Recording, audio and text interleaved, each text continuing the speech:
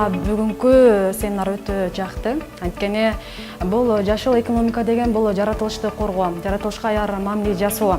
Ошо менен катар ушул жашыл экономиканын багытында мисалы жаратылышка терс таасирин тийгизбей туруп, биз экономикабызды өркүндөтсөк болот да, мындай айткандачы.